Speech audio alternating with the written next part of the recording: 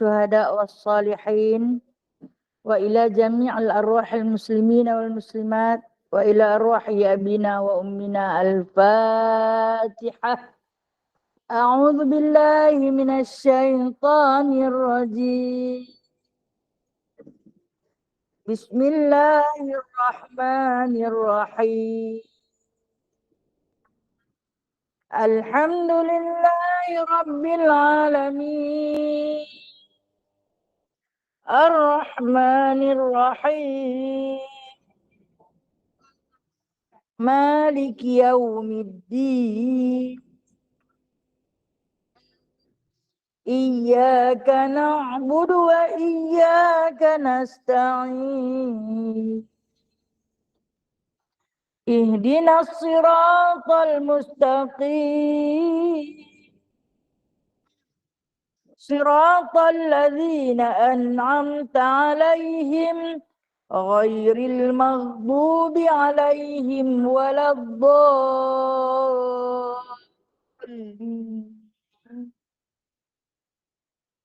Amin. Surah Al-Kahfi ayat 101 hingga 110.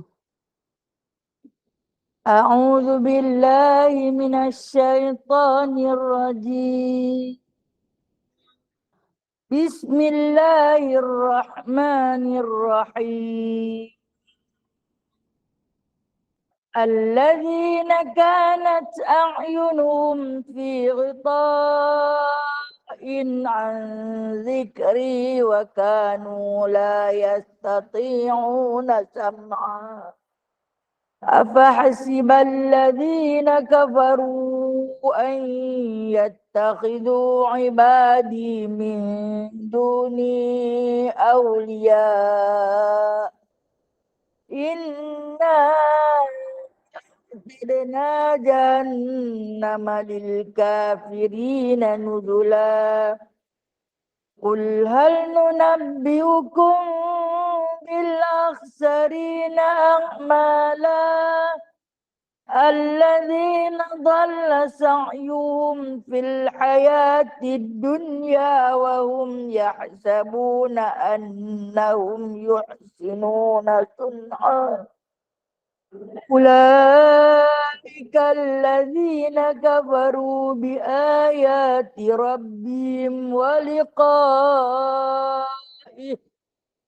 فحبطت أعمالهم فلا نقيم لهم يوم القيامة وزنا ذلك جزاؤهم جهنم بما كفروا واتخذوا آياتي ورسلي هزوا إن الذين آمنوا وعملوا الصالحات كانت لهم جنات الفردوس نزلا خالدين فيها لا يبغون عنها حولا قل لو كان البحر مدادا لكلمات ربي لنفد البحر قبل أن تنفد كلمات ربي ولو جئنا بمثله مددا قل إنما أنا بشر مثلكم يوحى إلي أنما إلهكم إله واحد فمن كان يرجو لقاء ربه فليعمل عملا صالحا ولا يشرك بعبادة ربه أحدا سبحانك اللهم وبحمدك أشهد أن لا إله إلا أنت اللهم صل صلاة كاملة وسلم سلاما تاما على سيدنا محمد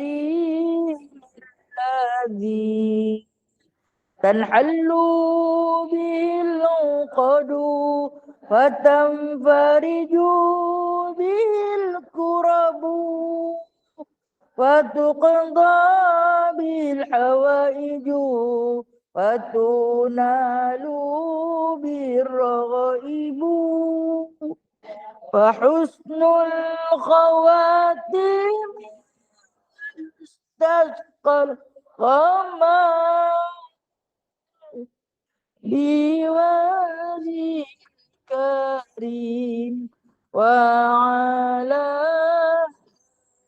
آله وصحبه في كل لمحة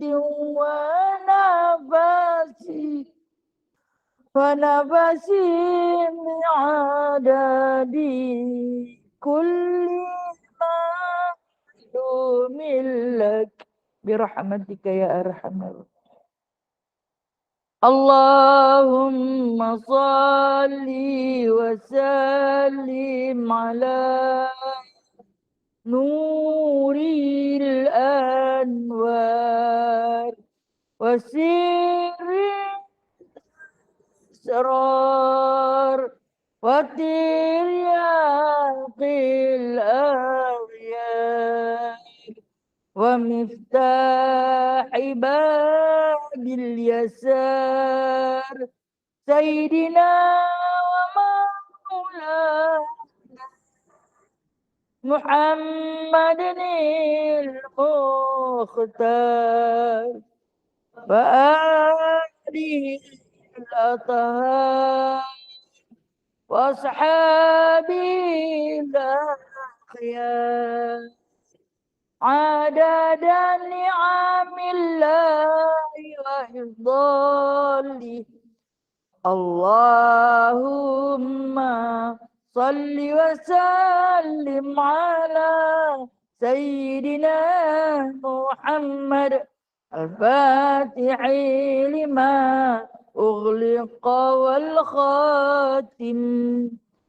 اللهم صل وسلم على سيدنا محمد الفاتح لما أغلق والخاتم لما سبق ناصر الحق بالحق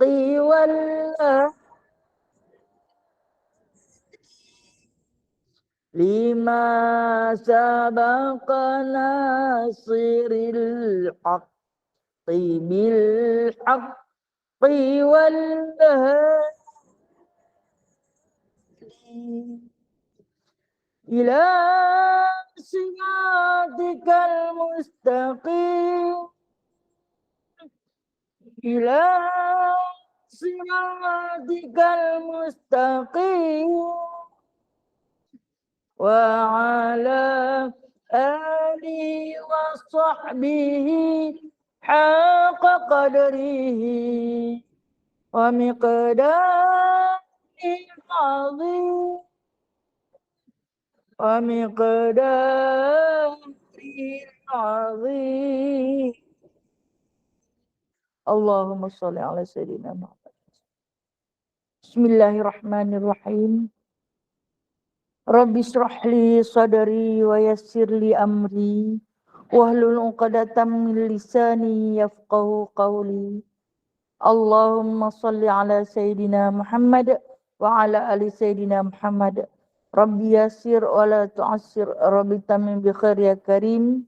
Subhanaka la ilma lana illa ma 'allamtana innaka antal alimul hakim. Innaka antas sami'ul alim. Innaka antat tawwabur rahim. Amma ba'du fa ya ibadallah. Alhamdulillah, sahabat-sahabat yang dikasihi sekalian, kita rafa'kan setinggi-tinggi puji dan syukur kepada Allah Subhanahu wa taala, Allahu Azza wa Jalla, Allahu Jalla Jalalah, atas izinnya, jemputannya, rahmat dan nikmat yang tak pernah putus kepada kita.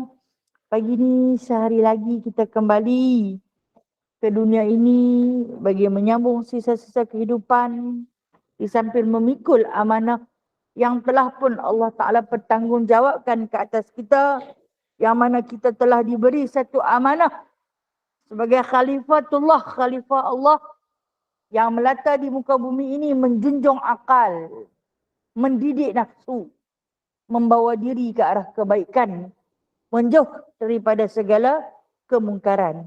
Itulah amanah kita. Kalau ditanya apa amanah kita, Allah Ta'ala utuskan di muka bumi ini, Allah Ta'ala berikan kepada kita akal, beri kepada kita nafsu. Di samping kita menjunjung akal, kita membimbing nafsu. Nafsu dan akal inilah yang akan membawa jalan kita melakukan ketaatan dan menghindari kemungkaran. Itu amanah kita. Itu perjanjian yang kita buat di dalam kandungan ibu kita lagi. Dan alhamdulillah pagi ini kita akan sama-sama sambung kitab Anak Kunci Surga. Saya tadi bawa silap kitab, bawa Bunyatul Musalli. Bunyi dekat nak sama. Isi hampir-hampir sama. Lepas tu saya tersilap bawa. Alhamdulillah punya Kak Rosmah.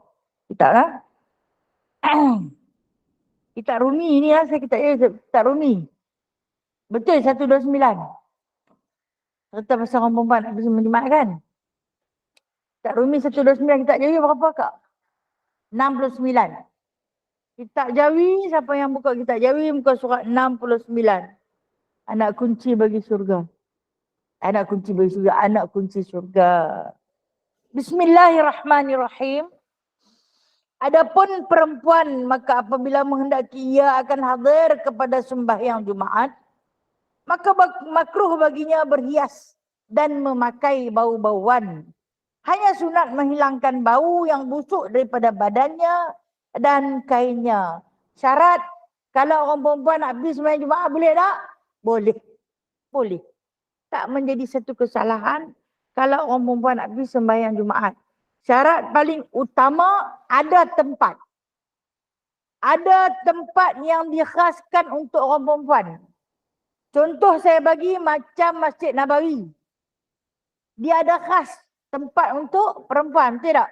Sebab kita Masjid Nabawi tak campur lelaki perempuan kan?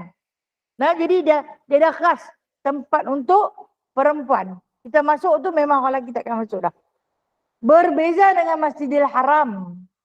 Dia tak ada khas. Dia orang lelaki pun boleh pergi duduk asal kat situ.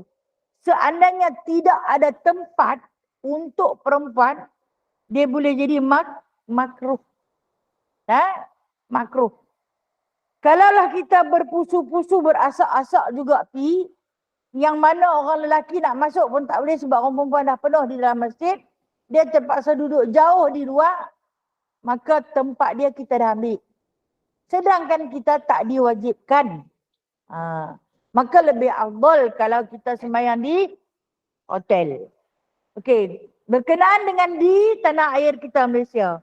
Seandainya masjid itu ada menyediakan satu tempat khas untuk perempuan solat Jumaat. Boleh pergi? Boleh. Silakan. Sementara orang lelaki ada tempat mereka. Mereka tak kacau tempat orang perempuan. Boleh pergi. Tapi yang kita tengok kebanyakan lah, mungkin dalam 98% masjid dalam Malaysia ni menyediakan tempat untuk lelaki sahaja. Sementara tempat perempuan yang biasanya ditulis kawasan solat muslimat itu akan dibuka, diberi untuk lelaki. Ya kan? Termasuklah tandas perempuan. Pada hari Jumaat, waktu Zuhur, waktu Jumaat, tandas perempuan itu juga dipenuhi oleh lelaki. Dengan sebab itulah, tak boleh kita orang perempuan tu. Sebab kita tak diwajibkan. Yang diwajibkan adalah lelaki. Kita kalau pi ke tak pi ke, kalau kata seandainya jemaah ada 39 orang, kita orang perempuan pi seorang pi cukup 40, pun Allah Ta'ala tak kira. Tak dikira kita untuk mencukupkan nilai 40 tu. Mereka ada 40, 39,5 budak kecil seorang lelaki. 39,5. Orang perempuan pergi setengah lagi pun tak cukup. Orang perempuan pergi 10 orang pun tak dikira. Orang perempuan pergi 40 orang pun tak dikira. masih lagi dikira tentang jumlah jemaah lelaki. Maka dengan sebab itu, kita tidak digalakkan seandainya masjid ataupun tempat ibadat itu tidak menyediakan tempat khas untuk kaum perempuan solat Jumaat. Tapi kalau ada, silakan. Maksudnya dibolehkan. Pergi buat semayang Jumaat 2 rakaat sahaja. Tak payahlah balik. Nak kena buat zuhur pula 4 rakaat. Kerana dah pun mencangkupi sembahyang Jumaat 2 rakaat itu dengan khutbah 2 kali khutbah menjadikan dia 4. Yang dimaksudkan makruh ni kalau kata nak pi juga izin dapat pi, maka dia kata makruh baginya berhias dan memakai bau-bauan. Bohonglah kalau perempuan tu tak mau berhias. Perempuan ini dia terkenal dengan satu nama matah. Tahu matah? Perhiasan. Khairu mata'ud dunya imra'atun solihah. Sebaik-baik perhiasan di dunia ni ialah wanita solihah. Itulah, kalau lagi solihah wanita itu, lagi indah perhiasan tu. Kenapa? Kita faham, kita juga perempuan. Orang perempuan ni dia ada perhiasan dia yang tertentu. Dia pakai telekung. Hiasan pada telekungnya. Dan dia nanti khaskan nanti telekung ni untuk pergi sembahyang Jumaat saja. Pasal apa? Batu dia berberan sikit. Dia punya sulam tebal sikit. Yang ni hak yang beli di Medan, beli di Jakarta, beli di Indonesia kan dia pun terkenal dengan sulaman telekung yang cantik. Tak lagi orang pakai tanya lawannya telekung. Kita bila tengok orang perempuan, tengok sesuatu yang cantik, dia akan pegang, dia belik tengok. Beli mana? Abang, pi ke? Tak pi kirim. Lah ni senang, online pun ada. Hang tolong beli sat dekat aku start. Dia punya penyakit perhiasan ni, kadang-kadang membawa mudarat. Walaupun dalam beberapa hadis, kata Nabi SAW, kalau kamu hendak menunaikan solat ke masjid, hendaklah memakai perhiasan. Perhiasan lelaki kita faham, takat tu je. Takat tu je. Tapi kalau perhiasan perempuan, beg tangan dia lain, beg semayang dia lain. Beg tangan dia hal lain. Beg semayang, dia nak beli semayang ni beg. Kan? Saya tak kata kat siapa ni, diri sendirilah. Diri sendiri mau ingat. Sendiri mau ingat. Bila dia pi, sampai tak lagi nak buka stokin. Stokin lain lah, yang di rumah lain, nak berjalan main pagi tadi lain. Hak yang dia nak semayang tak lagi lain. Buka stokin, buka stongan. Saya panggil stongan lah, sarung tangan tu dah. Stongan ni yang ada batu-batu keliling. Dia akan cari perhiasan yang terbaik. Pasal apa? Pasal dia nak keluar pergi jumpa orang. Kalau nak tahu macam mana, takat mana dia, hampir tengok masa dia semayang di rumah.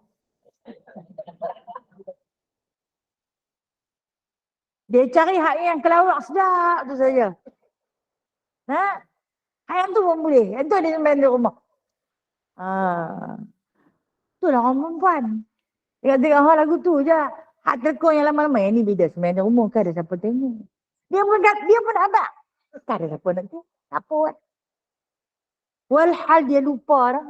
Ada satu mata yang tak pernah tidur. Yang tak pernah lalai.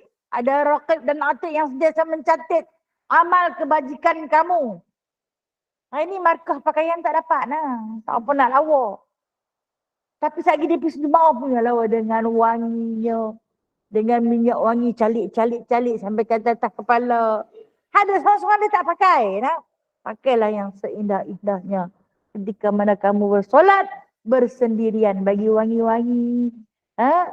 Cari baju yang tak pernah pakai. Atau yang baru beli, baru dapat. Buka bungkus GNT tu. Sarung pakai terus. Aku tak pakai sembahyang tu. Aku nak raikan dia bertemu dengan Allah. Dalam pakaian yang aku baru beli. Pakai. Biar dia daripada dalam rumah heran, mohang Nabi mana? Mohang Nabi mana segak sangat? Aku nak pergi bertemu kekasih hatiku. Siapa? Allah. Mula-mula kau nak kadang kau lah kan? Sebab aku nak jumpa Allah. Pakai bagi cantik-cantik. Pakai bagi wangi-wangi ni. Ikut suka kita je. Nak sarung aksesori dalaman tu contoh lah. Tak bubuh terus. Waktu dia semayang sendiri, dia tak letak pun aksesori dalaman dia. Kita kena tukar lah. Tukar sebab apa? Setiap kali kita bersolat, solat tu adalah perhubungan kita dengan Allah. Cara kita berhubung dengan Allah. Cara kita sembang dengan Allah. Cara kita memberi satu pemberian sebagai seorang hamba. Berjumpa dengan Tuhannya. Berjumpa dengan Khaliqnya. Penciptanya. Bawa apa yang paling cantik. Sebab tu Nabi suruh kita bersugi. Jangan bagi bau busuk mulut tu. Lepas makan nasi tengah hari tu, petai, ulam, sampel punya. Mayang terus gosok gigi dahulu. Gosok buat apa bukan nak pergi jemaah. Tak pergi jemaah tapi yang sedang sembang dengan Allah. Dalam keadaan mulut kamu berbau, busuk. Sembang dengan Allah tak malu ke? Takkan Allah nak berbau kot.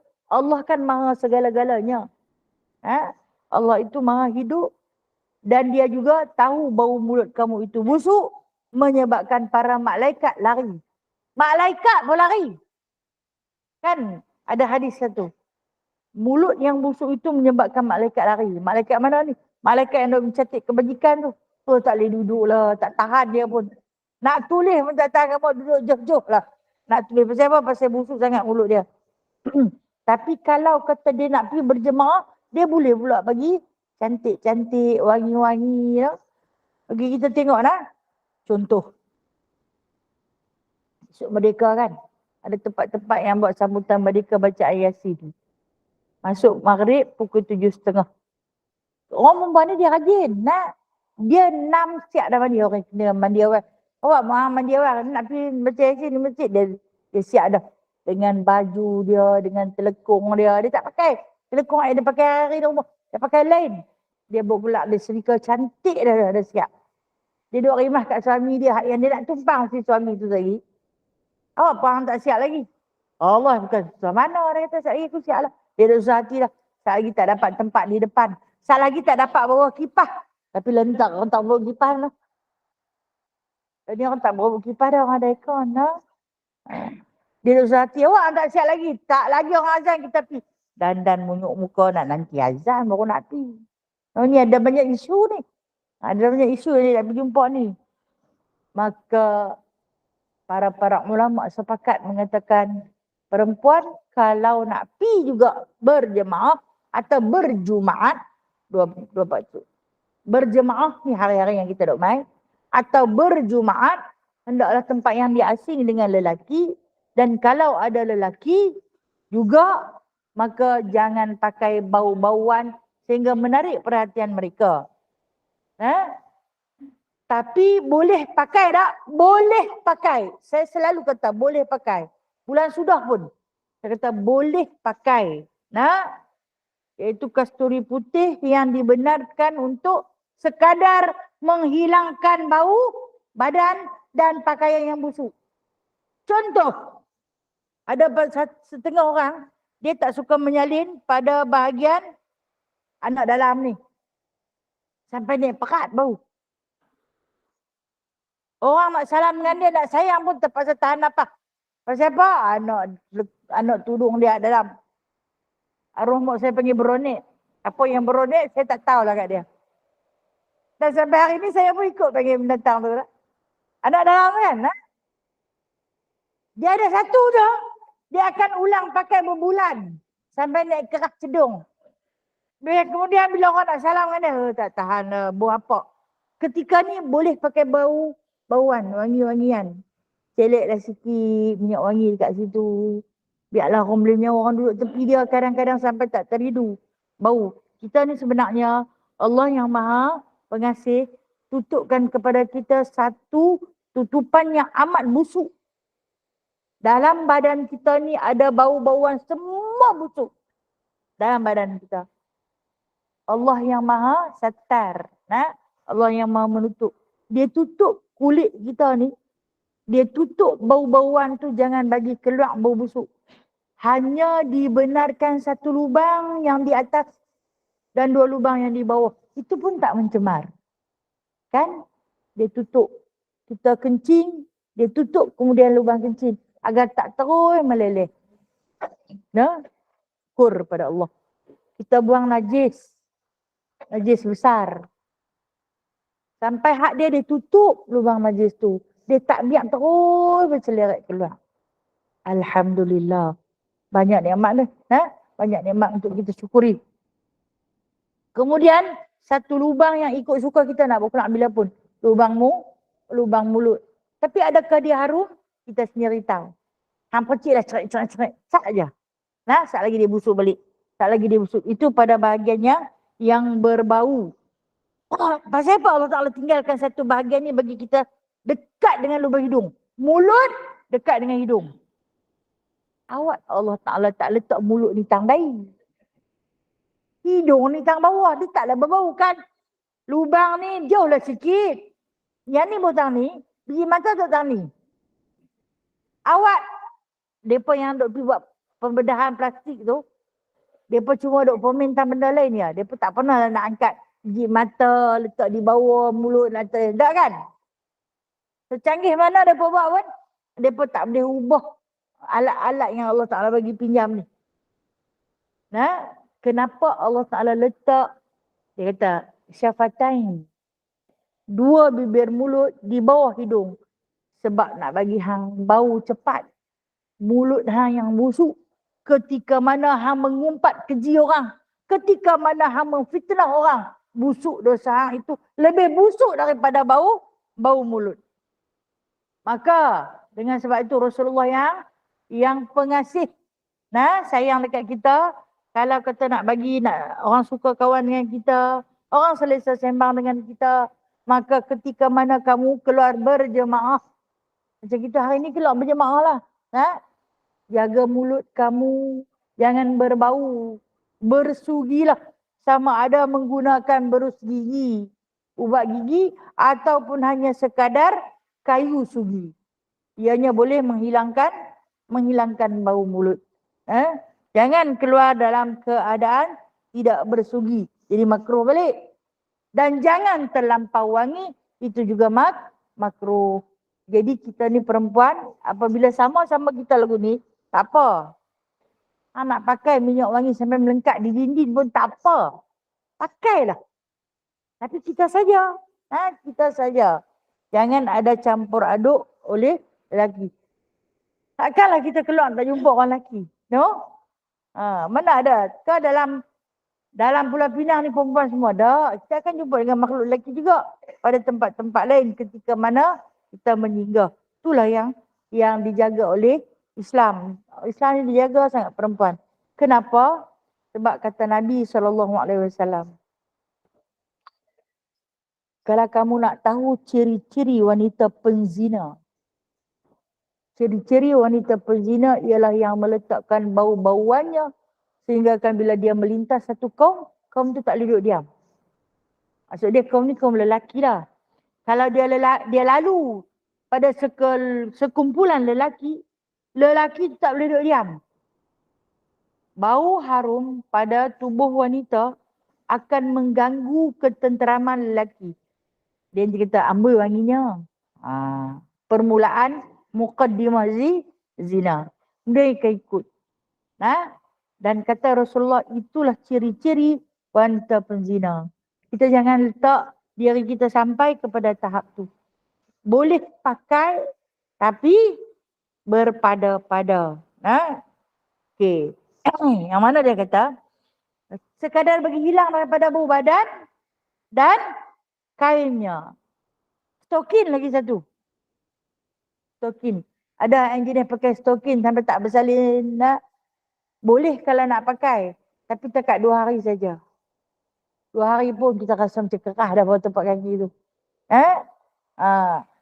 Tak apa, bukan pakai stokin putih, pakai stokin hitam. Pakai stokin hitam 2 bulan tak basuh pun dia tak nampak kotor. Tapi tahu lah dah.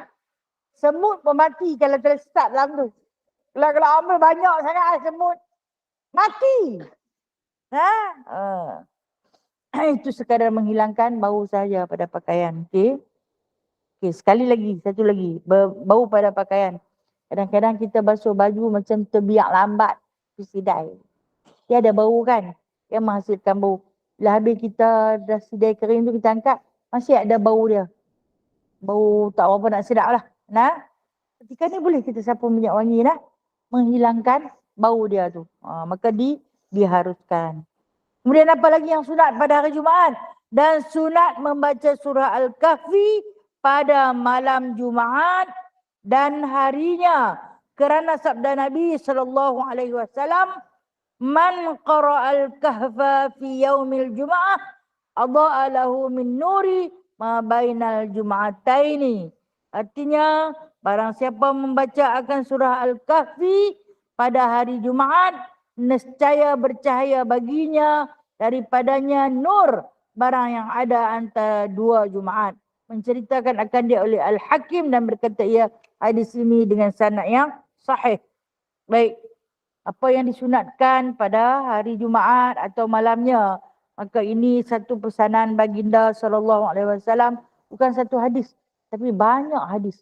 Hampir 40 hadis cerita tentang baca surah Kahfi. Baik, kita cuba ambil 2-3 cara. Yang Rasulullah cuba ajak kepada para sahabat untuk istiqamah membaca surah Kahfi pada setiap Jumaat.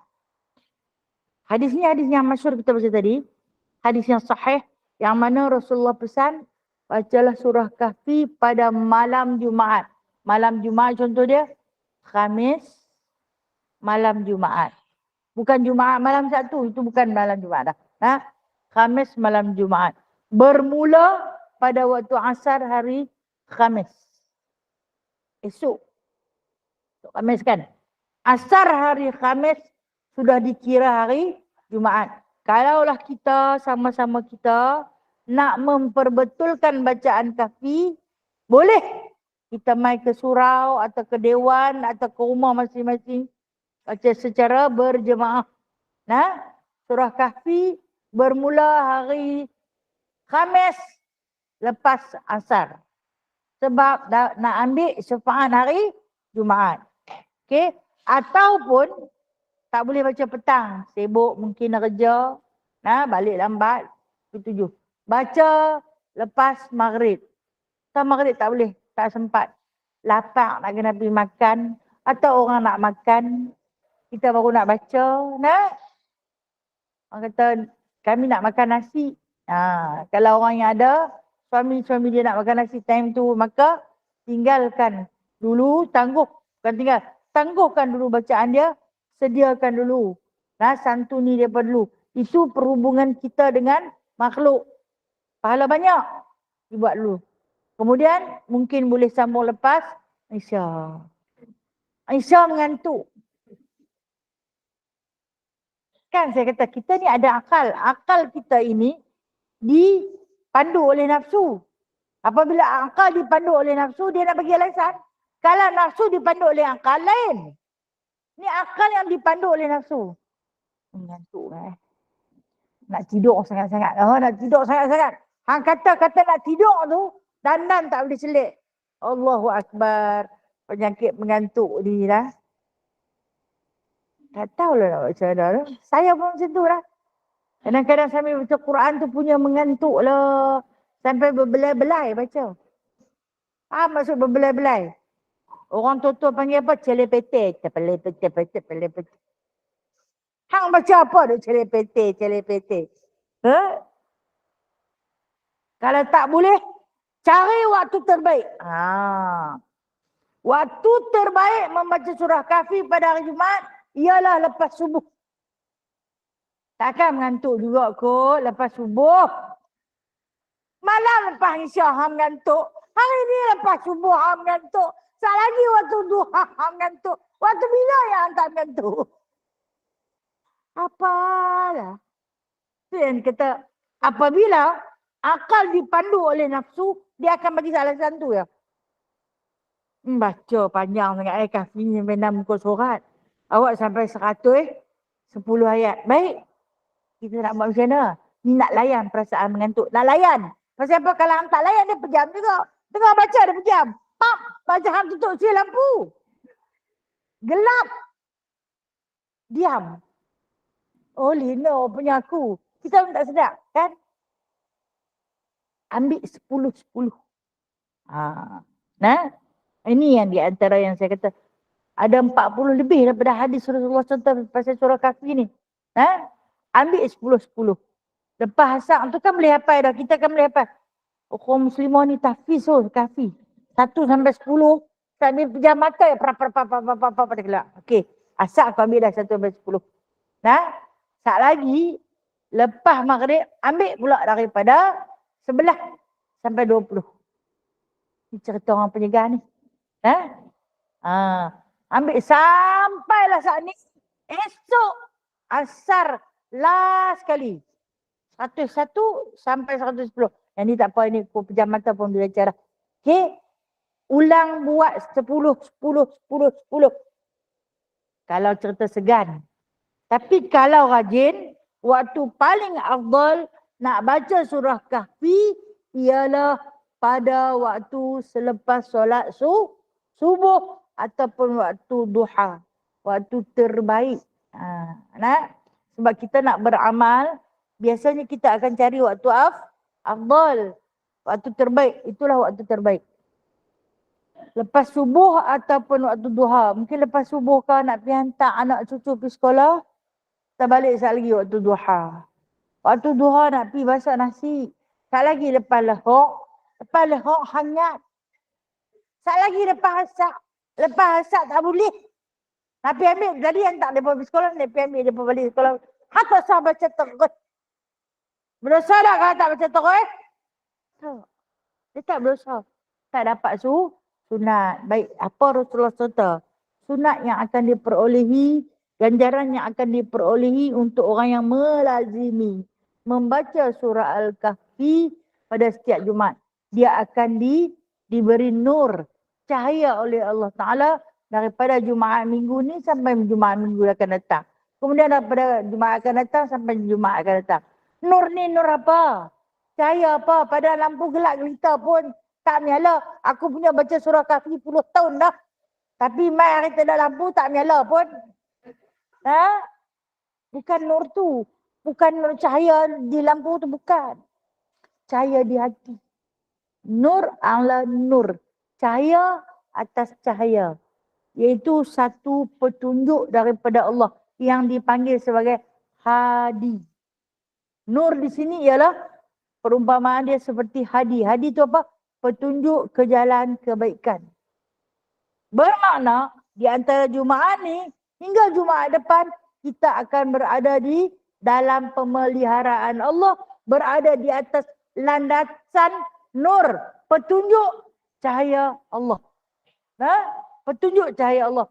Kita tak mudah melakukan perbuatan yang haram di sisi agama. Kita paling takut anda diri jatuh terjerumus ke lembah maksiat. Kita paling bimbang seandainya kita jatuh kepada syirik.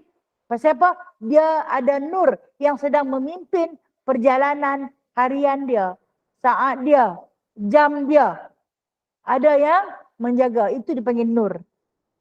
Dia akan terpelihara daripada perkara ataupun perbuatan dosa-dosa besar. Maksud nur di sini iaitu terpelihara daripada dosa-dosa besar. Atas jalan pimpinan Allah Azza wa Jalla. InsyaAllah kita takkan buat syirik. InsyaAllah kita takkan bunuh orang. Kita takkan berzina. Kita takkan fitnah orang. Kita takkan melakukan aduan domba. Yang ni nak jadi batu api, kita takkan jadi. Perkara-perkara tu. Tapi tak dinafikan. Mungkin dosa-dosa lain ada kita buat. Tak dinafikan. Namun kita akan berada di atas nur Allah. Cahaya petunjuk Allah Ta'ala. Daripada terjerumus kepada dosa-dosa yang disebut sebagai dosa besar yang wajib qisas. Itulah yang mana nasihat baginda sallallahu alaihi wasallam. Bacalah untuk jaga akidah, jaga diri, jaga hati daripada perbuatan-perbuatan keji. Kemudian apabila kita beramal, membaca secara istiqamah, surah Al-Kahfi ini di antara yang disebut oleh Nabi SAW.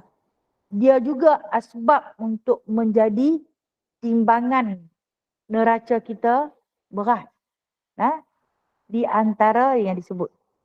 Kata Nabi SAW, ketika mana kita ditimbang di mahsyar, kan ada di antara perbendaharaan Allah yang paling berharga, yang akan dapat membantu memberatkan amal kebajikan kita. Dosa dah banyak dah ditimbang. Dah tercunggit dah naik. Tak yang kebajikan tu. Siapa ringan.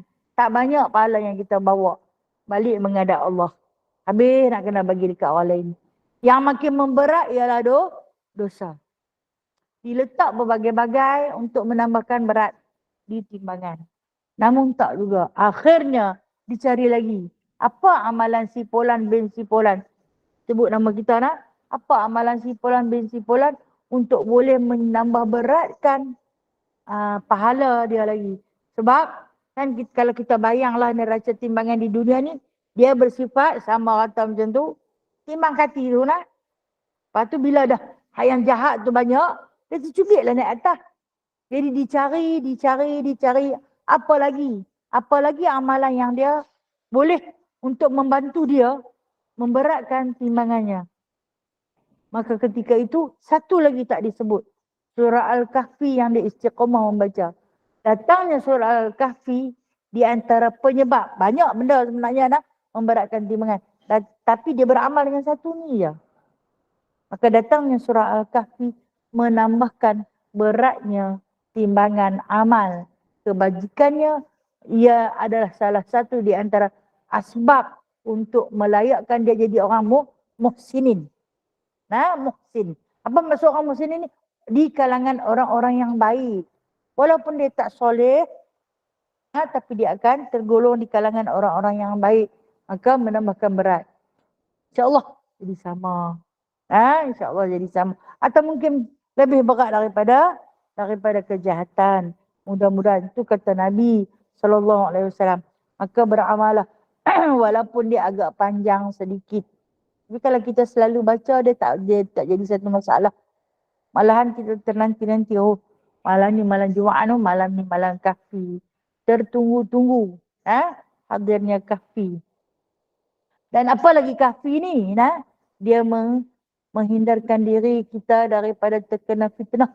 Sama ada fitnah manusia ataupun fitnah Dajjal. Dan dia juga menghindarkan diri kita daripada terkena fitnah ketika mana nak mati. Apa fitnah nak mati ni? Waktu kita nak mati ini akan hadirnya syaitan yang mana mengajak kita menyembah dia. Mengaku dia sebagai Tuhan. Sebab apa? Dia bawa air minuman kepada kita. Waktu kita dalam keadaan nazak, manusia itu dikatakan dahaga.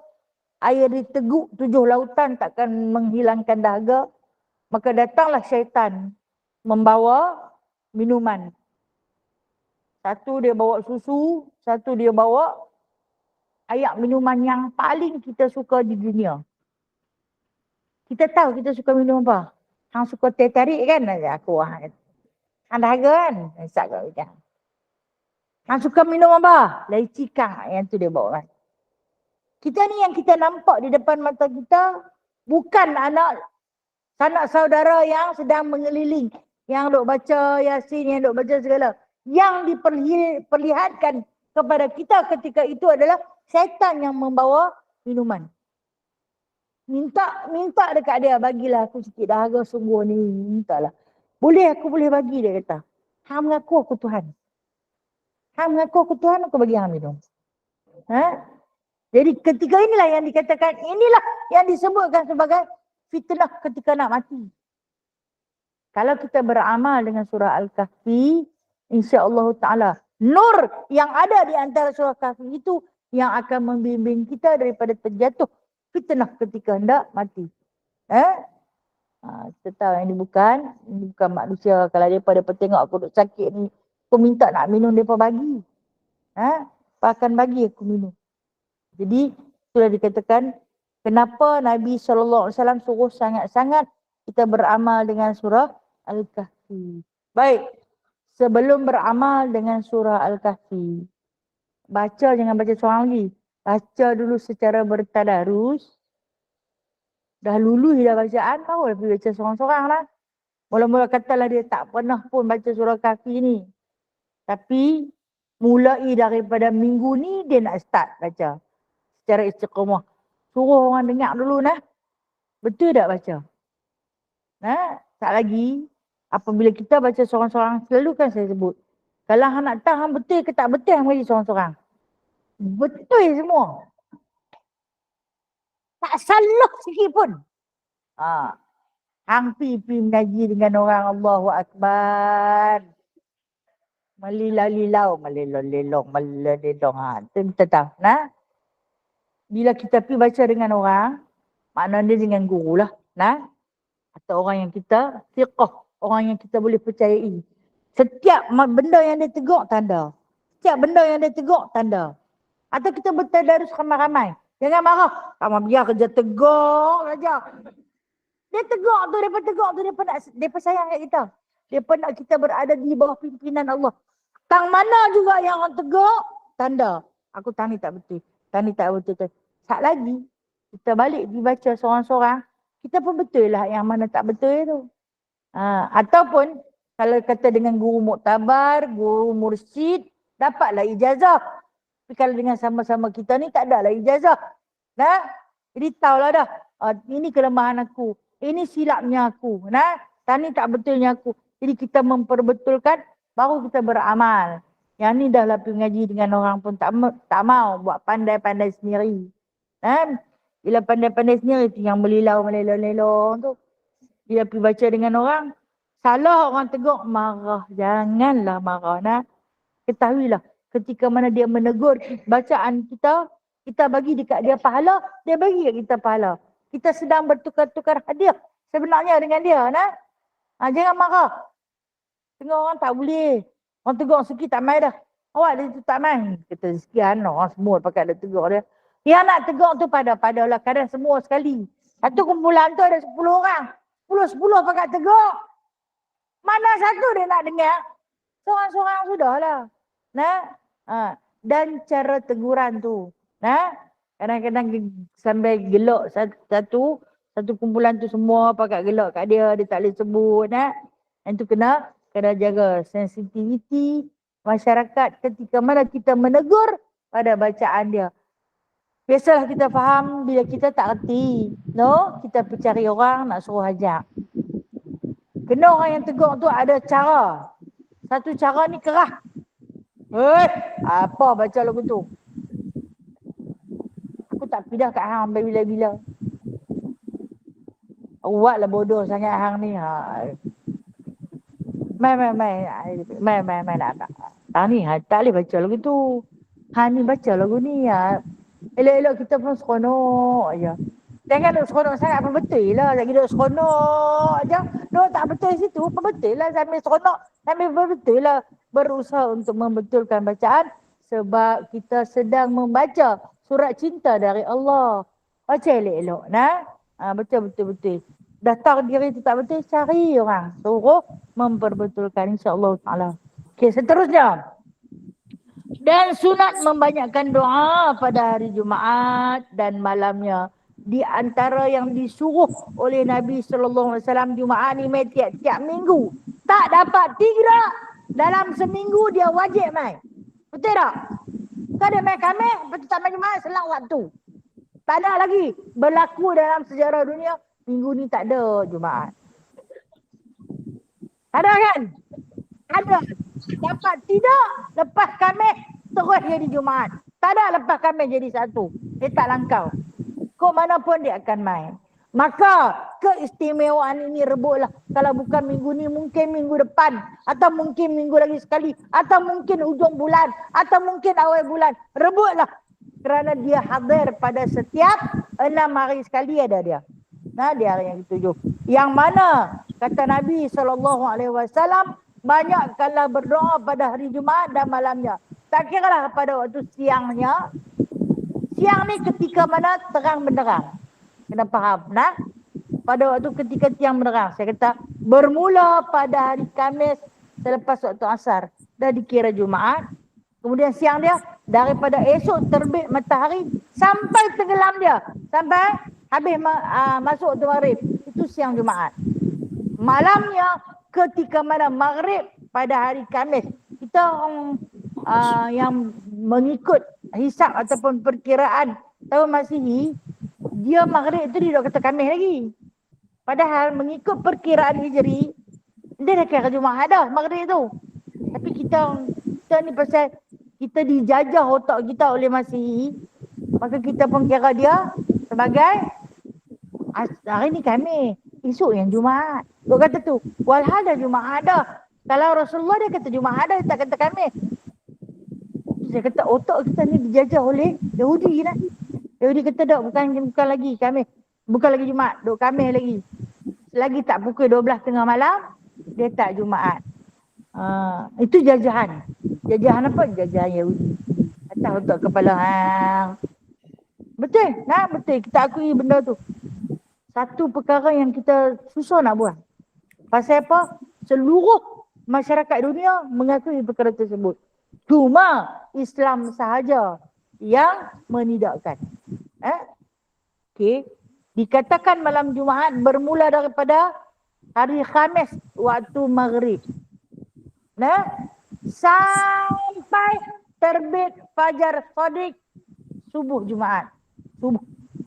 Okey, subuh Jumaat tu bermula daripada maghrib petang Khamis tu sampailah subuh Jumaat, itu dipanggil malamnya. Kata Nabi SAW, itu siang dan malam. Nah, siang dan malam. Berdoalah. Apa juga doa yang terlintas di hatimu. Apa juga hajat yang kamu berhajat. Mungkin tak dapat minggu ni. Minggu depan dapat hajat. Minta lama dah. Mungkin tak dapat minggu depan. Minggu lagi sekali. Mungkin tak dapat minggu sekali. Bulan depan. Tak dapat bulan depan. Tengah tahun nanti dapat. Tak dapat tengah tahun. Tahun lagi sekali. Tapi mintalah. Mintalah. Sampai bila? Sampai dapat. Mungkin tak dapat sampai mati. Sampai mati tak dapat. Nah, tengok lepas mati dah dapat. Saya nak cerita tentang seorang sahabat saya ni nah. Yang mana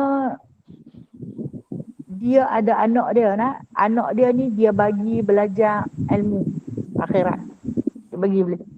Tapi ujian Allah ke atasnya, bila dia bagi anak tu belajar, habis belajar, dia balik main, dia tak mau kerja pada bidang agama. Pergi kerja yang dia suka. Sebab berkawan lah, berkawan. Kawan dia kira kerja dia ni tak ada hubung langsung dengan bidang yang dia belajar. Mak ni susah hati, harapkan anak ni kok lah nak boleh baca telekin kat aku waktu aku mati. Dia kata dia boleh baca. Habis tu orang tak mahu mengajak kamu, orang nak panggil pergi jadi imam, tanda imam, tak mahu, dia segan, dia kata. Kemudian dia kata, aku ni tak larat berdoa lah, minta. Dah lelaki satu tu yang dia mau perempuan. Aku minta lah pada Allah, bagilah dia ni mau pergi jadi tok imam. Tak dapat gaji pun tak apa. Dia kata, aku boleh bagi gaji kat dia. Mak tu sampai nak bayar gaji sendiri kat dia. Nak suruh jadi tok imam. Dia kata, dia tak mau, dia tak mau. Tak boleh buat apa. Ilmu tinggi. Ujian ke atas ibu dia. Lepas tu, kalau jumpa mana-mana guru akan bagi nasihat lah, berdoa lah. Doa ibu ni doa paling masyhur dan makbul. Doa ibu. Doa tanpa hijab. Kata aku lah, aku berdoa lama sangat dah. Setiap waktu ijabah. Waktu-waktu yang makbul. Kita tahu di antara waktu-waktu ijabah kan.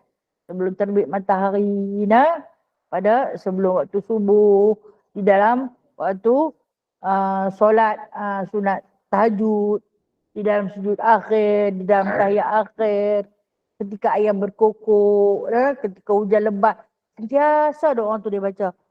Dia kata, tak larat tunggu dah, dia kata. Puas menanti. Puas menanti. Anak aku tetap, dia kata, semayang jemaah di masjid tak pernah pergi. Semayang dia semayang lah. Dia semayang di rumah. Dia tak mau pergi masjid. Kalau pergi, dia jumpa kat Tok Imam yang kenal dia. Bila nak mengajak kami ni? Orang tanya tu, dia segan, dia tak mau pergi terus. Sebab dia memang tak mau. Sampai bila mak tu benar-benar? Sampai mak tu mati. Sampai mak tu mati. Allah tak bagi pada dia. Hari mati mak dia. Pada hari mati mak dia, dia mengimamkan jenazah ibu dia. Orang dah ada ilmu. Di imam pada ibu dia, dialah yang korek liang mak dia, dialah yang baca talqin untuk mak dia, dialah yang menguruskan jenazah mak dia dengan adik-adik dia. Kemudian bermula daripada saat tu, ulang ke masjid, tak berhenti, setiap penuh 5 waktu. Kemudian menjadi imam. Permulaan. Yang mana adik-adik tu tengok kesian kat mak, tak ada, mak nak tengok. Tidak. Kalau kita akan kata macam tu, kalau mak masih hidup macam tu, dia seronok dapat tengok anak dia. Kenapa Allah Ta'ala tak bagi semasa hidup mak dia? Allah Ta'ala tak bagi. Kerana Allah tahu. Allah itu maha tahu. Kalau Allah Ta'ala bagi semasa mak dia hidup, mungkin mak dia akan rasa riak. Rasa ujub. Tengok anak aku. Tu anak aku lah tu. Akan ada rasa sombong. Rasa takabur dalam diri dia. Maka Allah yang maha pengasih, bagi selepas dia mati. Sebab apa? Pahala nak hantar terus ke alam barzah. Ni dia. Yang hang minta aku tak bagi ketika hidup. Sebab aku sayang kat hang. Sebab tu aku tak bagi. Dibimbangi pahala dosa takabur itu makan pahala ni. Kan kata Rasulullah, orang yang takabur ni, orang yang riak ni, dia akan makan pahala dia macam mana api makan kayu. Habis tinggal abu. Jadi Allah Ta'ala sayang. Sebab tu dia tak bagi ketika hayat. Maka diberi selepas mati untuk aku hantar secara ikhlas. Anak ni punya menyesal lah. Aku tak mau dengar cakap mak aku. Rahmatilah dia, kesihanilah dia. Selalu berdoa. Berdoa dengan penuh ikhlas. Hantar dekat mak setiap masa. Sebab apa? Itulah saham akhirat. Itu kata kita ni kena sentiasa bersangka baik dengan Allah atas apa juga yang kita minta. Dia bagi. Cuma bukan masa yang tepat. Tak bagi lagi. Tak dapat lagi ya Allah masa ni. Mungkin akan datang, dia akan bagi. Dia mungkin tak bagi kita nak mati di dunia. Sebab dia nak bagi di dunia ni aduk sak je. Kita tak tahu berapa hari lagi kita nak hidup. Kita tahu kita minta je. Kan? Kita tak tahu berapa minit, berapa saat, berapa hari, berapa bulan kita nak hidup. Allah Ta'ala kata, hang duduk sak saja ni. Berapa hari lagi nak mati dah. Nanti sak, sabar sak. Aku akan bagi kat hang. Tapi lepas hang mati. Sebab mati itu adalah satu kehidupan yang kekal abadi. Hang nak duduk di sana lama. Bebeklah hang ambil yang hang nak boleh nikmati. Benda tu selama-lamanya daripada hang nak guna nikmat yang sementara. Faham no? Kenapa Allah tangguhkan doa kita? Walhal kita punya belajar hari-hari yang dimakbulkan doa.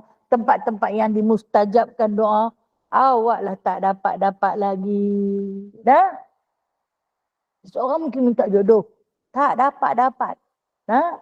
Sampai kepada saat kita rasa kesian kat dia.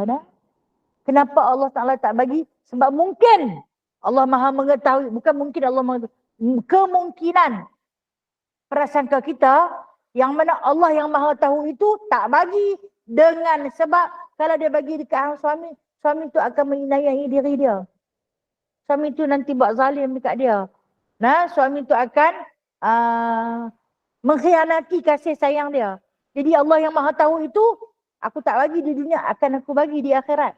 Di syurga nanti, seorang suami yang paling setia.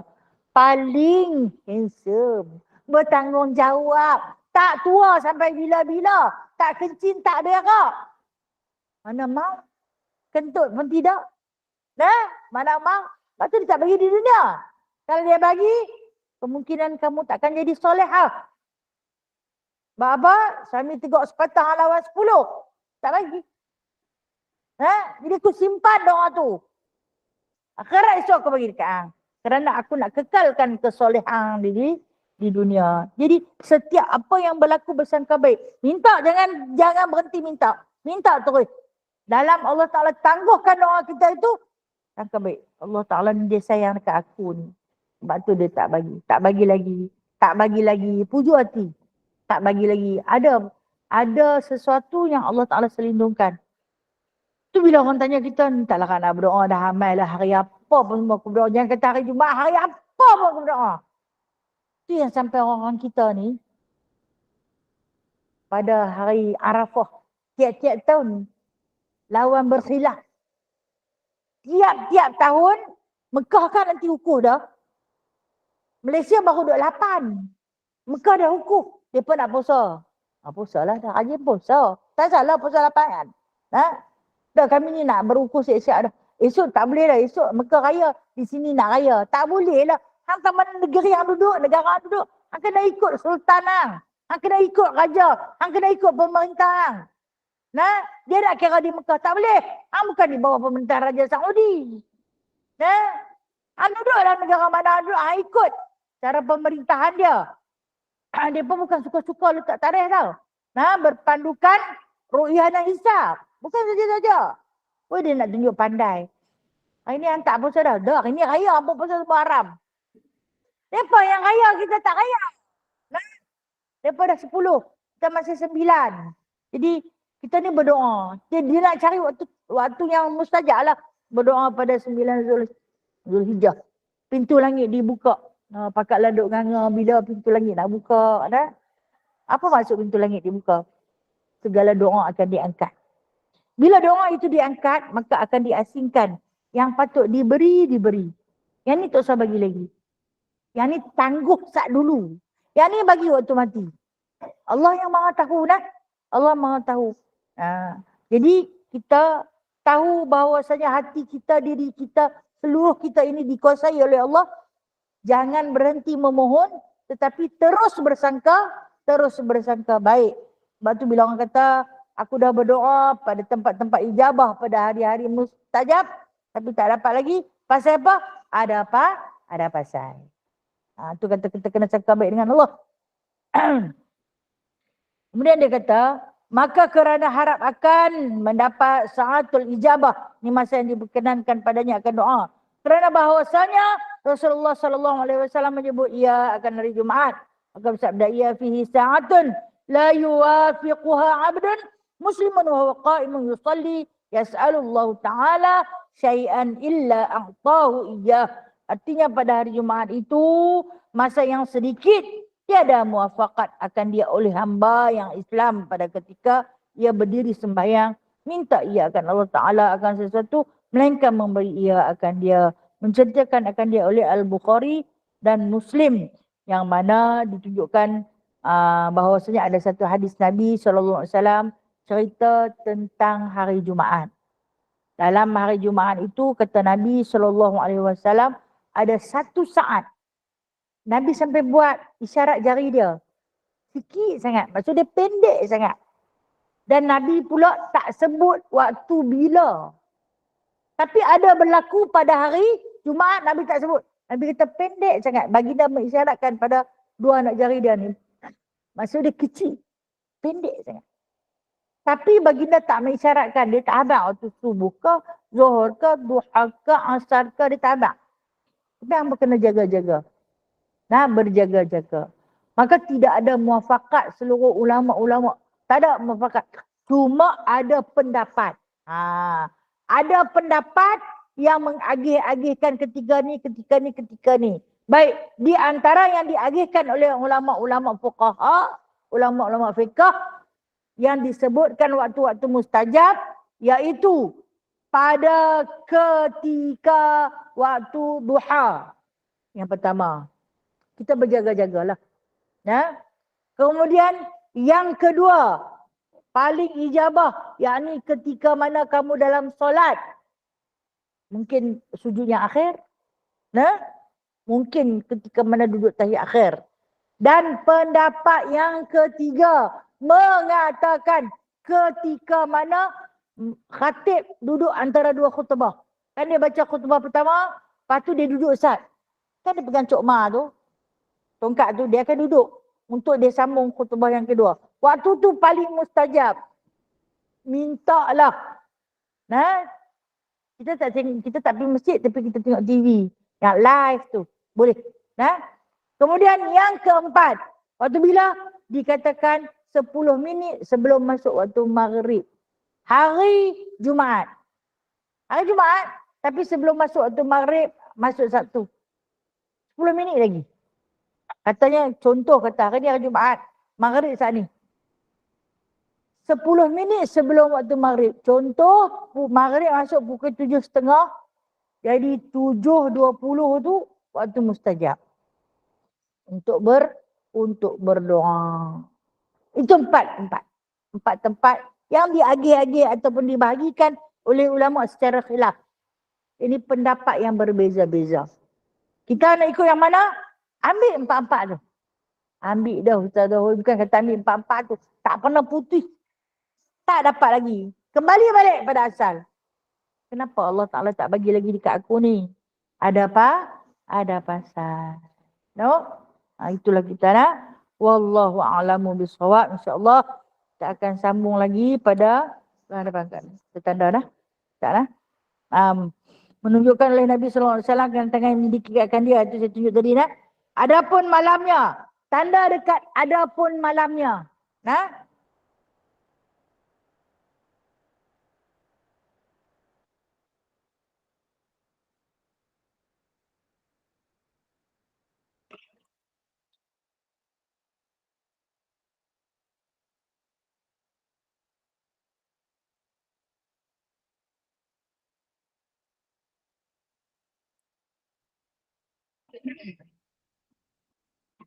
Ada soalan nak tanya?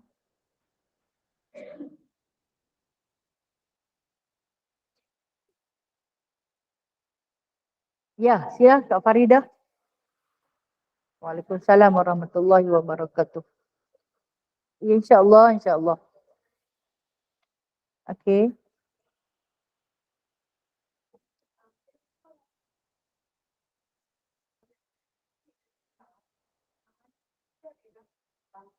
Yasin, tak baca kahfi kan? Okey.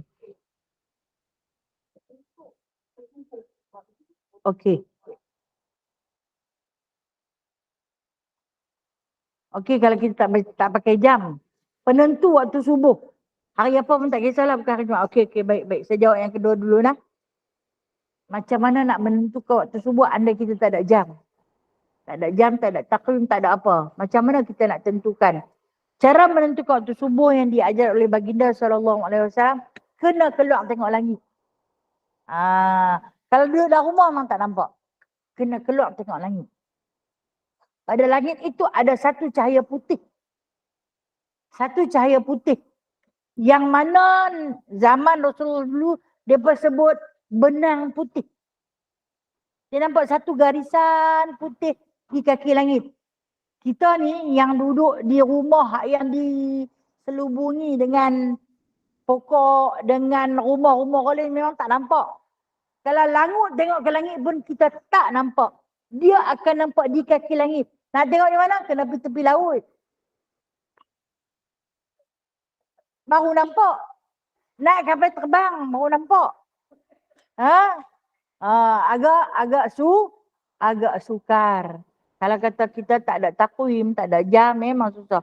Tapi Rasulullah cara Rasulullah dulu dia bukan ada jam pun.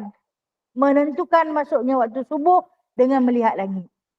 Nampak ada cahaya putih. Itu dipanggil cahaya putih, itu dipanggil fajar shadiq. Fajar yang sebenar-benar fajar. Fajar shadiq. Hak yang matahari terbit itu dipanggil fajar kadhib. Fajar dah menipu. Anak sembahyang subuh waktu tu, sembahyang subuh pemurung dah. Okey. Tu. Soalan yang kedua tadi, pasal apa di masjid-masjid dianjurkan bacaan Yasin pada malam Jumaat? Tidak baca kahfi. Kita faham. Yang pertama, kita terikat dengan adat. Pertama, kita terikat dengan adat.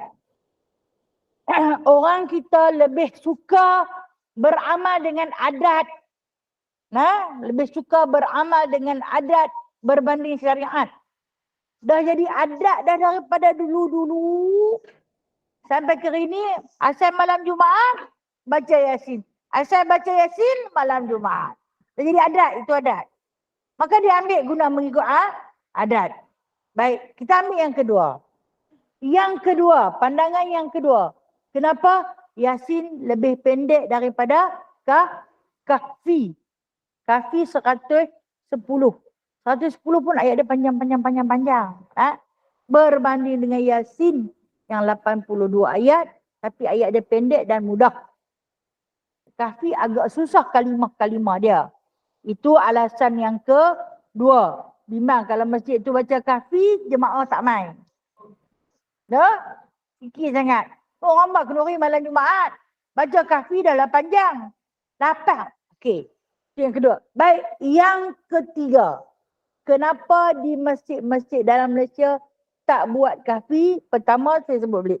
Itu ulama dia bilang. Sebab dia bimbangi bila orang tak main. Siapa yang nak baca Kahfi? Jadi bila baca Yasin baru orang main. Nak mengimarahkan masjid. Kalau kata baca Kahfi, masjid tu orang tak pergi. Jadi nak panggil orang main ke masjid agar berjemaah bersama-sama, lalu bacalah Yasin. Yasin tu ayat Quran tak? Ya, ayat Quran. Apabila adanya ayat Al-Quran itu dialunkan, dibaca pada mana-mana tempat, terutama yang diambil sebagai hati Quran. Yasin tu hati Quran lah.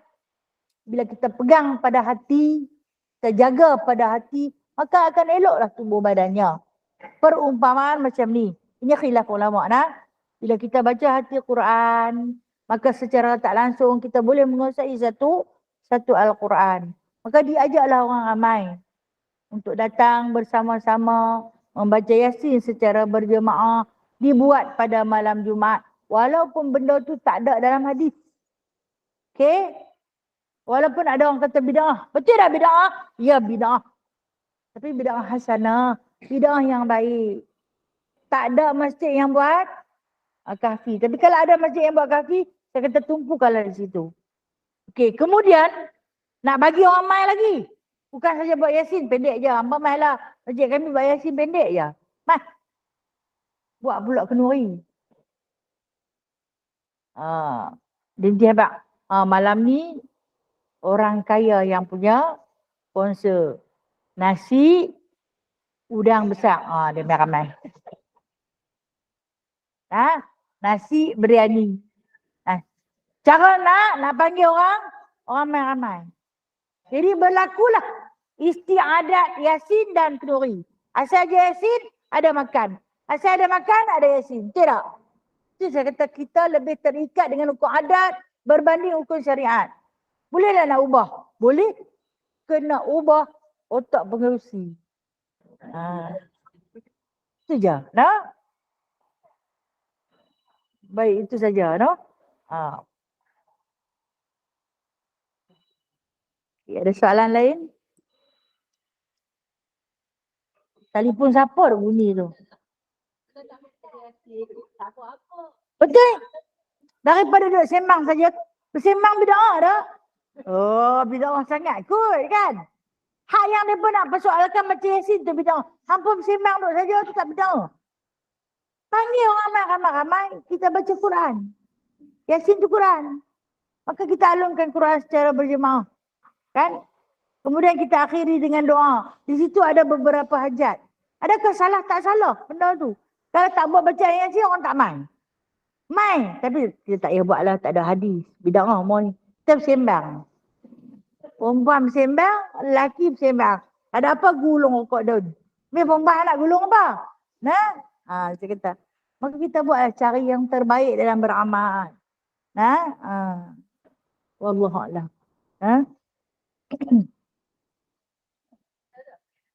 InsyaAllah. Ada setengah orang. Okey, apa hukum dia? Okey, baik-baik. Kita semayang berjemaah, ada setengah orang yang dia tak mahu tunggu. Dia bangkit terus. Maka tak mengapa. Hukumnya harus. Tidak mengapa. Kerana doa itu bukan sesuatu yang ada dalam rukun sembahyang. Dia ingat dia lebih sedap berdoa secara sendiri. Dia mungkin nak berdoa secara sendiri. Kita yang kita duk tunggu berwirid berdoa itu adalah kita nak ikut pimpinan imam. Nah, sebab mungkin kita tak tahu, mungkin ikut secara berjemaah lebih mendatangkan pahala pada kita, maka kita ikut. Kalau orang nak bangkit, dia boleh bangkit. Tetapi sekurang-kurangnya dia beristighfar 3 kali lah. Kan, dia istighfar dia pun pergi salam, dia istighfar 3 kali, dia bangkit pergi. Tak menjadi satu kesalahan ataupun kecelaan. Sebab sahabat-sahabat zaman Rasulullah dulu, mereka tak tunggu baca doa secara berjemaah, berwirid secara berjemaah yang macam kita buat. Nah, kita buat tu sebab kita nak pimpin kepada makmum. Macam ni lah cara lepas bagi salam pun nak kena buat. Tok Imam tu pimpinan. Nah, dia istighfar, dia baca la ilaha illallah. Nah, kemudian diiri dengan tasbih 33 kali. Diakhiri dengan doa. Cara macam mana yang patut kita buatlah. Nak habang dekat jemaah. Tapi mungkin jemaah hak manggil tu dia pandai lebih. Yalah aku tahu dah. Jadi dia pergi buat sendiri. Nah, apa hukumnya? Harus. Boleh. Tapi ada satu hadis Rasulullah nasihat. Bukan satu hadis Rasulullah. Kata Nabi SAW, syaitan, kalau hampa nak tengok syaitan yang berupa dalam bentuk manusia ada 2 jenis. Nak tengok syaitan hidup di kalangan manusia ada 2 jenis. Satu, ketika mana dia bagi salam, dia terus bangkit. Dia tak istighfar pun 3 kali. Yang kedua, lepas bagi salam dia sembang terus. Tu 2 jenis syaitan kata Rasulullah. Kita jaga jangan jadi yang kedua. Sembang pun jangan. Kalau nak bangkit terus, istighfar dulu 3 kali baru bangun. Wallahualam. Ya, kita tengok dia bangkit. Kita dengar dia itulah setan. Itulah setan. Nah, yang kita hadap kata hampa nak tengok, kita pun setan sama. Ya. Okey.